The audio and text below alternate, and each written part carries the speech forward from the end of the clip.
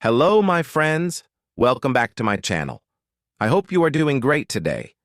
If you're here, it means you're excited to learn English while also learning about amazing personalities who changed the world. Learning English becomes so much easier when you listen to stories, especially biographies of great leaders. Today we are going to talk about one of the most inspiring figures in history, Mahatma Gandhi. This is going to be an incredible journey, full of lessons, emotions, and powerful moments.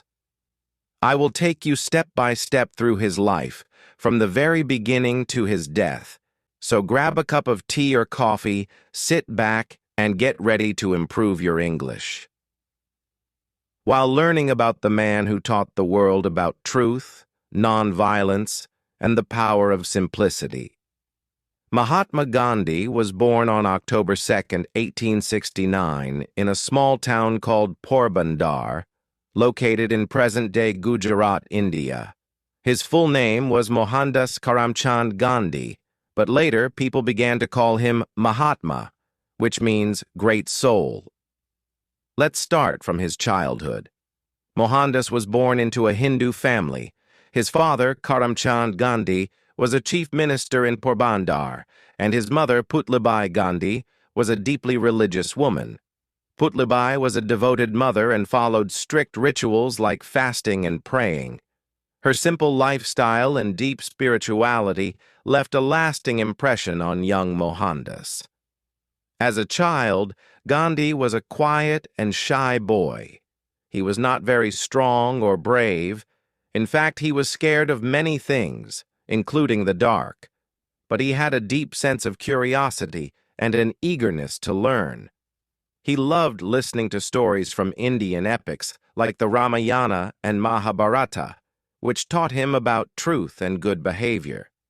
When Gandhi was around 13 years old, he was married to Kasturba Gandhi, a girl of the same age. This was common in India at that time, but it was still a life-changing moment for young Gandhi. He often said that he learned a lot from Kasturba, as she was a strong and independent woman who supported him throughout his life. After finishing school in India, Gandhi decided to become a lawyer. In 1888, at the age of 18, he left for London, England, to study law. It was his first time leaving India, and he faced many challenges. He struggled with speaking English fluently and adapting to British culture. He felt lonely and missed his family, but he did not give up. In London, Gandhi learned a lot about Western ideas, but he also stayed connected to his Indian roots. He started eating simple vegetarian food, following his mother's teachings. This was the time when Gandhi began to read books about different religions, such as Hinduism, Christianity, and Islam. These books shaped his belief that all religions teach love and truth. Gandhi completed his law studies in 1891 and returned to India. He hoped to start a successful career as a lawyer, but things didn't go as planned. He was shy and nervous in court, and it was hard for him to argue cases. It seemed like his dream of becoming a great lawyer was slipping away. In 1893, Gandhi was 24 years old when he received an offer to work in South Africa.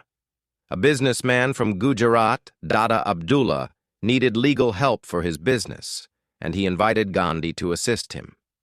Gandhi accepted the offer, thinking it would be a temporary job, just for 1 year. But little did he know that this journey would change his entire life. When Gandhi arrived in South Africa, he faced something he had never experienced before: racism. South Africa was under British rule at the time, and there was a clear divide between the white people and the people of color, including Indians. Indians were treated as second-class citizens and faced discrimination everywhere. One of the most famous incidents in Gandhi's life happened shortly after he arrived in South Africa. He was traveling by train from Durban to Pretoria. Gandhi had a first-class ticket, but when a white passenger saw him, he complained to the railway authorities.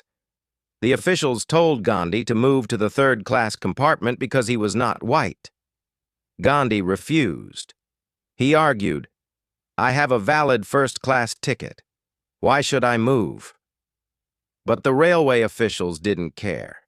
They forcibly threw him out of the train at a station in the middle of the night. It was cold, dark, and humiliating. Gandhi sat alone at the station, thinking deeply. This incident shook him. He realized that this was not just his problem. It was the problem of all Indians and people of color living in South Africa. They were being treated unfairly, and no one was standing up for their rights. Gandhi decided that he could not stay silent. After the train incident, Gandhi began to observe the situation in South Africa more closely. He saw that Indians were not allowed to vote. They were forced to carry special passes, and they were treated with no respect. Gandhi started speaking to the Indian community and organizing them to fight against injustice. But here's what made Gandhi different. He believed in nonviolence. He didn't want to fight back with anger or violence. Instead, he believed in the power of truth and peaceful resistance. He called this method satyagraha, which means the force of truth. Over the next 21 years, Gandhi stayed in South Africa and led many campaigns to fight against discrimination. Here are some key events during this time. 1. Burning of the passes. In South Africa, Indians were required to carry special passes to prove their identity. Gandhi organized a protest where people burned these passes as a symbol of resistance. This was one of the first acts of civil disobedience led by Gandhi. 2. The Tolstoy Farm. Gandhi believed that living a simple and truthful life was important. He started a community called the Tolstoy Farm, where people lived together, worked hard, and followed his principles of nonviolence and truth. 3. The March Against Injustice. In 1913, Gandhi led a large march of thousands of Indians to protest against unfair laws. The march was peaceful but powerful, and it drew attention to the struggles of Indians in South Africa. During his time in South Africa, Gandhi completely transformed as a person. He became stronger, wiser, and more determined to fight against injustice. He also adopted a simple lifestyle.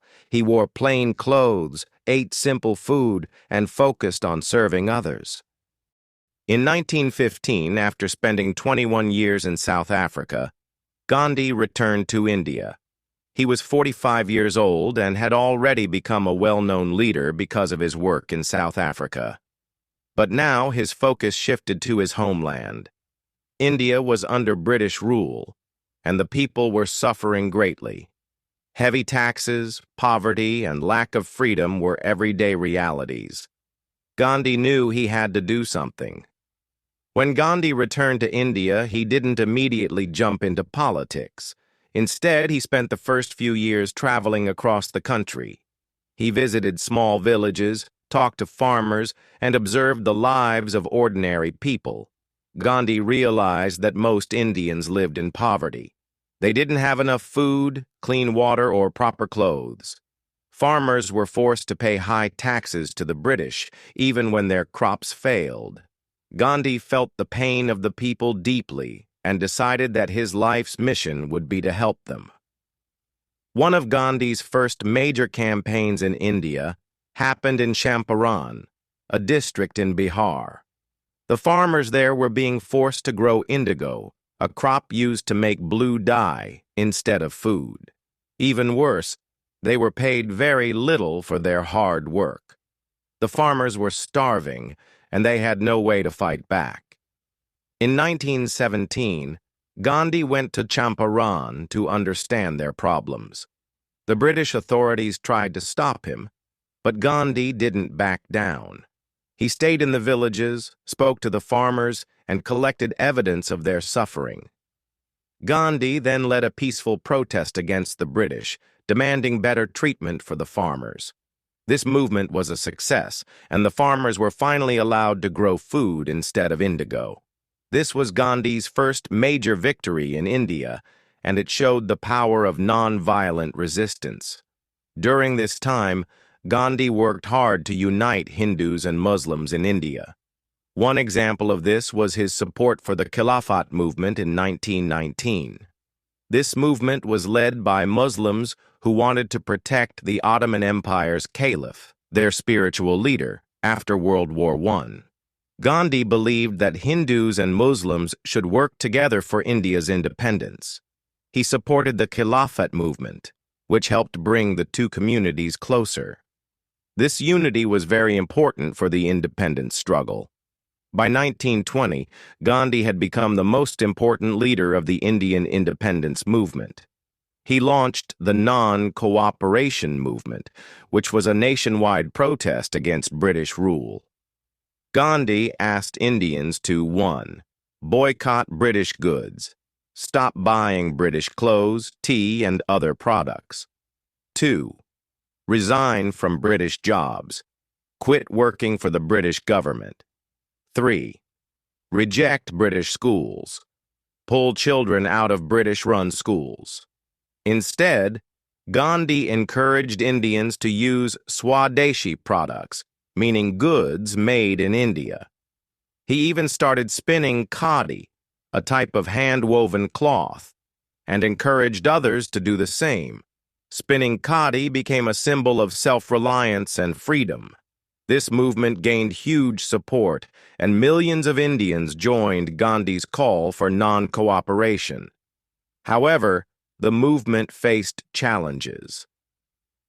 In 1922, some protesters in a village called Chauri Chaura turned violent and set a police station on fire, killing several policemen.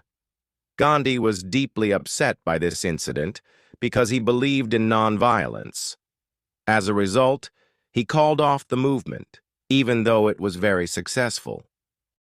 In 1930, Gandhi launched one of the most famous protests in history, the Salt March. At that time, the British had a monopoly on salt. They taxed salt heavily, making it expensive for ordinary Indians. Gandhi decided to challenge this unfair law. On March 12, 1930, Gandhi and 78 of his followers began a 240-mile march from his ashram in Sabarmati to a small village called Dandi, near the sea. Thousands of people joined him along the way.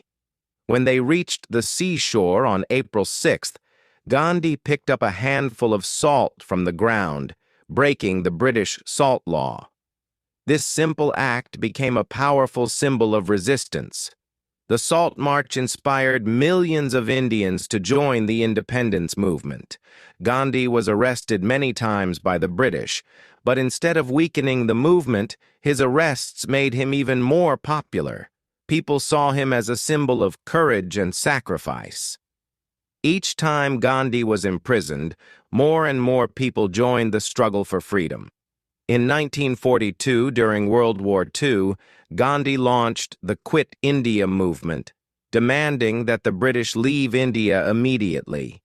He gave a powerful slogan, "Do or die."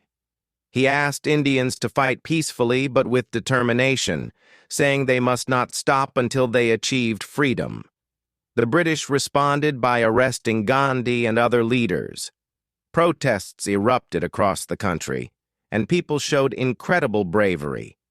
The movement created massive pressure on the British government to leave India. Finally, after years of struggle, sacrifices, and peaceful resistance, India gained independence on August 15, 1947. Gandhi's dream of a free India had come true.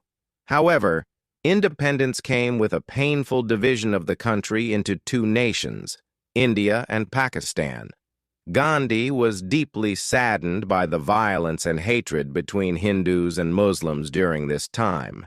After India gained independence in 1947, Gandhi should have felt happy and victorious, but instead, he was heartbroken. The country he loved so much was divided into two nations, India and Pakistan, based on religion. This partition caused terrible violence between Hindus and Muslims, and thousands of people lost their lives. Gandhi, who had always dreamed of a united India, was deeply saddened by this hatred and bloodshed. Now, in his final years, Gandhi's focus shifted. He worked tirelessly to bring peace and harmony to the people. Let's explore this powerful and emotional chapter of his life. When the British left India in 1947, they divided the country into two parts. India became a majority Hindu country, while Pakistan was created as a majority Muslim country. This decision led to chaos. Millions of Hindus and Sikhs were forced to leave their homes in Pakistan and move to India, while millions of Muslims moved from India to Pakistan.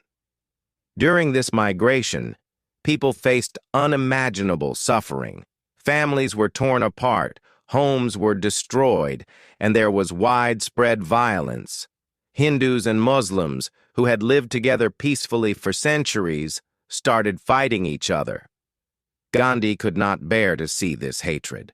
At the age of 78, Gandhi decided to travel to the most affected areas to stop the violence. He walked barefoot through villages, met with angry mobs, and begged people to stop killing each other. He told them, "We are all children of the same God. Why are we fighting?" Gandhi didn't just talk, he led by example.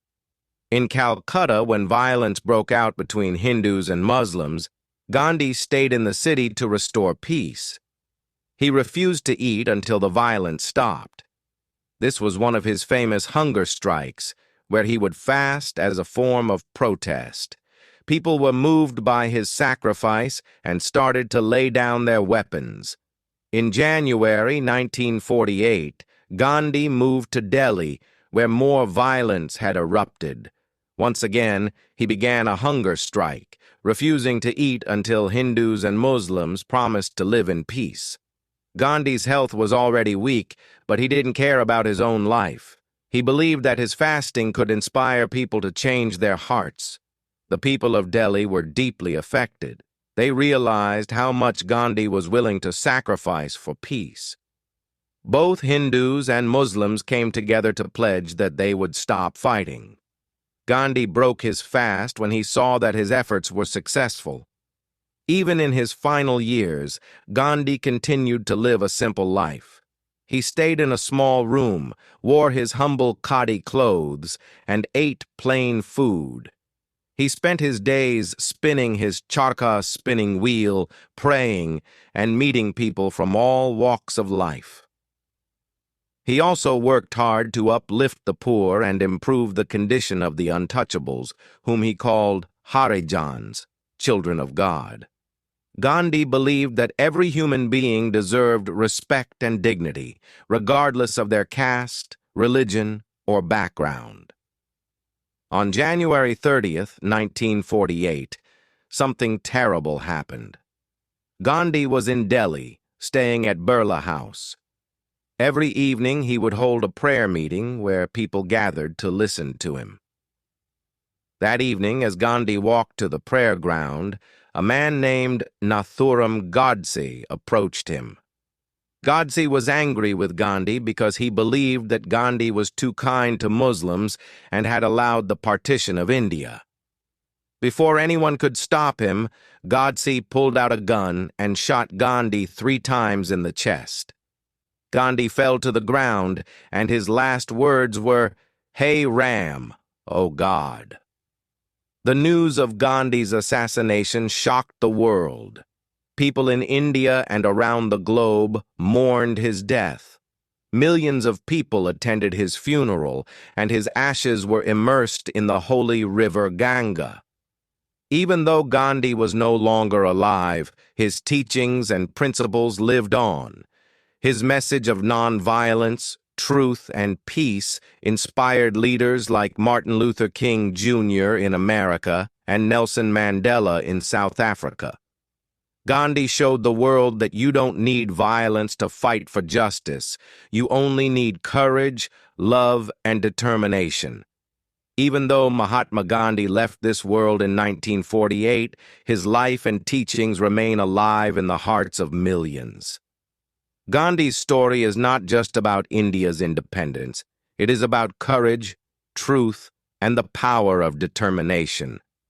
He showed the world that even in the face of impossible challenges, we can achieve great things if we have the strength to believe in our values and never give up.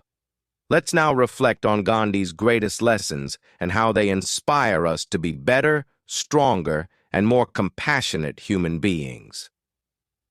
Lesson 1. Nonviolence is the greatest power. Gandhi proved that violence is not the answer. He believed that ahimsa, nonviolence, is the most powerful weapon we have. Imagine standing up to one of the strongest empires in the world without using guns or bombs. Gandhi taught us that patience, love, and truth can conquer even the greatest enemies. Think about this in your own life. Maybe you're facing problems at school, work, or with people around you. Gandhi's message reminds us to deal with conflicts calmly and with kindness. No matter how hard things get, we can always choose peace over anger. Lesson 2. Stay true to your principles. Gandhi believed deeply in truth. He called his life an experiment with truth because, for him, nothing was more important than being honest with himself and others. Even when people doubted him or criticized him, Gandhi stayed true to what he believed in. This is a lesson for all of us. When you have dreams and goals, the world might try to pull you down. People might say you're not good enough or that your dreams are too big. But Gandhi teaches us that we should never let go of our values. If you believe in yourself and work with honesty, nothing can stop you from achieving your dreams. Lesson 3. Small actions can change the world. When Gandhi started spinning khadi or making salt at Dandi, people laughed at him. They thought these were small, meaningless actions. But Gandhi showed that even the smallest steps can create the biggest changes. In our lives, we often think that our efforts are too small to matter. Maybe you feel like you're not doing enough or that your dreams are too far away. But remember this: big changes start with small steps. If you take one step every day toward your goal, you will eventually reach it. Lesson 4. Simplicity is the key to happiness. Gandhi lived a very simple life. He didn't need fancy clothes, big houses, or expensive things to be happy. For him, happiness came from helping others and staying close to his values. Today, many of us chase after material things, thinking they'll make us happy. But Gandhi's life reminds us that true happiness comes from within. It comes from kindness, gratitude, and living a meaningful life. Lesson 5. Never give up. Perhaps the most inspiring part of Gandhi's life is his determination. Imagine how difficult it must have been for him to fight against an empire as powerful as the British. He was jailed, beaten, criticized, and betrayed. Yet he never gave up. Gandhi believed that every failure was a step closer to success. He often said, "First they ignore you, then they laugh at you, then they fight you, and then you win." This is a lesson for all of us. No matter how many obstacles come your way, never stop fighting for your dreams. You might fail once, twice, or even 100 times, but as long as you keep going, you will achieve what you want. Even today, people around the globe look to Gandhi for guidance. His life shows us that no matter where you come from or how small you feel, you can make a difference. And Mahatma Gandhi's face is on all Indian currency because he is considered the father of the nation. The image used on the currency comes from a famous photograph taken in 1946, where Gandhi is smiling warmly. This smile represents peace, simplicity, and hope. As we end this story, think about Gandhi's life as a shining example. He wasn't born rich or powerful. He was an ordinary man who believed in extraordinary things. His dream was to free India, and he achieved it not by fighting with weapons, but by fighting with his heart, his mind, and his soul. You too have the power to achieve your dreams. You don't need to be perfect or have everything figured out. All you need is courage, determination, and belief in yourself. Gandhi once said, "Be the change you wish to see in the world." This means that if you want to make the world better, you must start with yourself. Work hard, stay honest, and never stop dreaming. Gandhi's life may have ended, but his spirit lives on in every person who fights for truth, justice, and freedom. He is not just the father of the nation. He is a father figure to the world, showing us the way to live with purpose and compassion. Let this story of Gandhi remind you that greatness is within all of us. You can overcome any challenge, achieve any dream, and make the world a better place, just as Gandhi did. Remember, you are stronger than you think, braver than you know, and capable of amazing things. Keep going and never give up. This was the story of Mahatma Gandhi, an ordinary man who changed the world. Thank you for listening. Let me know what you learned from this story.